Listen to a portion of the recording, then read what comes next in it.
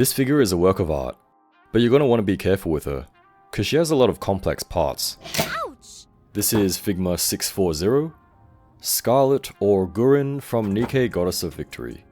She is probably one of the most detailed Figma figures out there. Lord.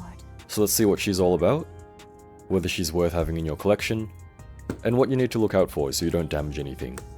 I do have the Good Smile bonus as well, so we can take a look at that later on. And getting her out of the box, there's one main tray and you can see the figure and most of her accessories. There's a little separate baggie for the stand stuff and extra hands. There are instructions which are way too long. Well, not really, I mean there is a lot to cover. But we'll talk about all of it in this video as well. Getting her out of the tray, here she is. She does have a lot of plastic protective bits, which is appreciated. Just remove them carefully. And here she is, Figma Scarlet. So actually, Scarlet is one of my favorite characters, so I'm very happy to have this in hand. Let me know down below what gacha figures you're hoping for. At first glance, Scarlet is quite detailed. There's a good combination of matte and gloss paint. Matte for her skin, and gloss for her bodysuit, similar to Figma Alice. Follow the flow of the breeze, the cloud, and thy heart. With all the detail and dangly bits, some parts might be fragile, so just be careful when you're handling her. Watch out for the gold things on her head, and the black pointy bits, and I suppose the chest danglies. But honestly, just handle with care and she should be fine. Here's a little look at the details of her belt or sash thing. There is quite a lot of sculpting and paint detail all around. I guess it is kind of reflected in the price though. That said, the engineering and everything on her is pretty crazy as well, so we'll take a look at that later on. Beautiful face sculpt and print. How's this? Hair is nicely sculpted too. There's no shading, but it still looks good. You might be worried about the back haircut, but it's actually not too noticeable in person.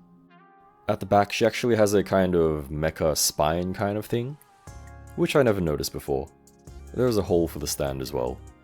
Speaking of stand, you might be wondering where her hat is. Those two things don't really sound like they relate, but trust me, they do. Here is her hat. It is also nicely detailed. These are two dangly bits which you just plug into the holes in the hat. Be careful with these, they seem a little bit fragile. So the hat actually doesn't attach to her head. You can kind of bounce it I guess, but it will fall off quite easily. So unless it's just for a quick photo, I wouldn't really suggest doing that. Standing by. So she has a bunch of stand stuff, and some of these relate to her hat. Let's get these out of the way first.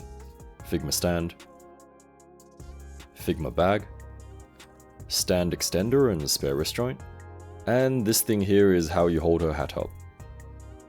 It does have some articulation points. The top side to side is probably the most interesting one. So essentially plug it into her back, and then plug it into her hat. Of course, take your time with this, it can be a little bit fiddly. But honestly, once you get used to it and do it a few times, it's not too bad. So for the rest of the stand, you plug the normal stand arm into the hat stand, and then you plug that into the base. So there is also this attachment thing which is for displaying her swords.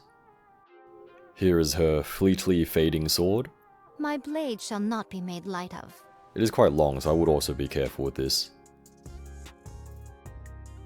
There is a sheath or a scabbard as well. However, unfortunately the sword doesn't plug into the scabbard. There is a separate handle which you can use to emulate drawing her sword. I guess it works.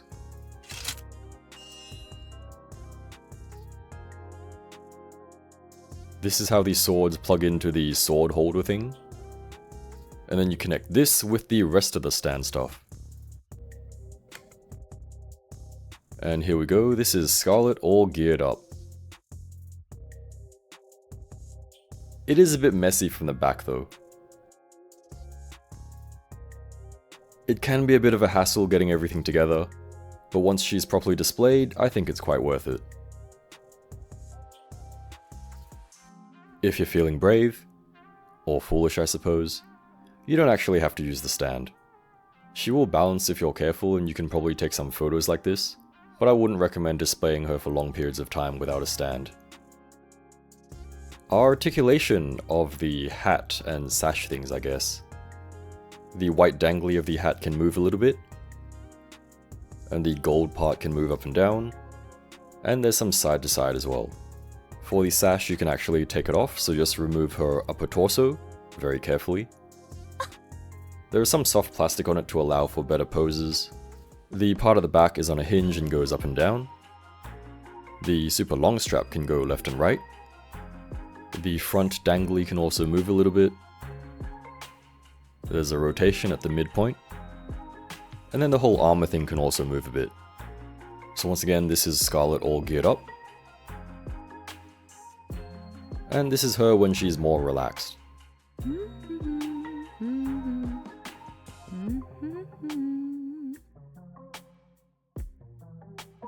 We get to take a look at her waist and hip area, which is much appreciated. Let's take a look at the other accessories, then we'll see what poses she can hit. For faces, she has 3 total. She has a default standard neutral kind of face.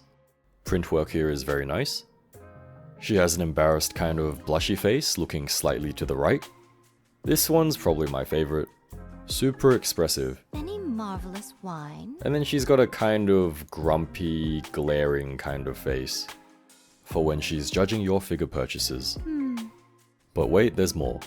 We do have the Good Smile bonus, which is another face. This is also a pretty cute face, kind of a tired or drunken, woozy kind of face. Honestly, can't decide whether I like this one more or the blushy one. Otherwise, there are a bunch of hands. They aren't exactly pairs, and we have 7 right hands and 5 left hands. By default, we have standard kind of gesture hands. We got a pair of holdy hands, which I can't figure out what she's meant to hold. I don't think she has anything she can hold with these. Just give her whatever fits. We have a pair of bigger holdy hands. These can be used with her sword and scabbard. And I guess the sake flask as well. Shall we have a cup in the near future? Here is a look at the sake flask and cup, because otherwise I don't know when I'm going to show them to you. Very nice inclusions. We got fisty hands. And then we got this for a solo right hand. It's actually very similar to the other one. I guess this can also be used to hold the sword, scabbard and flask. And then we got this solo left hand. This is just a gesture hand, which is nice I suppose. For additional right hands we have this one, which can be used to hold her sake cup. So she'll only be able to drink using her right hand. With the left you can just hold the flask. Fancy a drink? Finally we have this hand, and this is for her hat tipping pose. You can really see how much effort was put into this figure, which I very much appreciate. And also, her articulation is actually pretty good for a Figma. Head turns well. Just be careful of her hair. She can tilt. And nod. Of course her back hair is articulated. The short piece and the long piece are actually stuck together. She can look up this much. And down this much.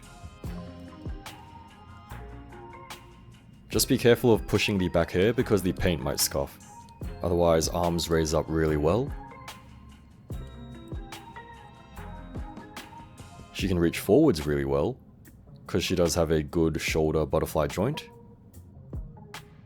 Backwards range, kind of average. She does have a bicep rotation just under the black part of her arm. Be careful when moving the left one. You wouldn't want to mess up this strap thing. Single elbow bend. A little bit of rotation. And wrist is pretty standard stuff. Upper torso rotation. Tilts. She bends forwards really well, including the ab crunch. Backwards she bends like this. If you utilize all her bends, she can pretty much bend into an L backwards and forwards. And sideways like this. Legs raised to the sides. Kicks backwards and forwards. So because of her crunch and stuff, you can kind of fake a really high kick, which is pretty cool.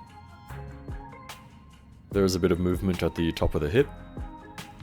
There is a thigh rotation, double jointed knees, and foot stuff. Obviously, without the sash, she can move a little bit more. With the sash, I guess it's still okay. The sash does get in the way of her raising her left leg though, so she can't exactly hit her reload pose, but it's not too bad. And I suppose this is her attacking pose. Behold my ultimate blade. There's not more pleasurable than imbibing spirits with a kind soul. Height to the top of the head is about 15.5 centimeters or 6 1/4 inch. With the hat, I don't know, you probably want to leave like an extra 3 centimeters or 1.5 inch. If you're going to use a stand like a sane person, probably add another centimeter. How much is that in total? I have no idea. What I do know is this figure is fantastic. If you like Scarlet, if you like NIKKE, if you like pretty ladies, definitely worth getting. But only if you're careful with her. Oh!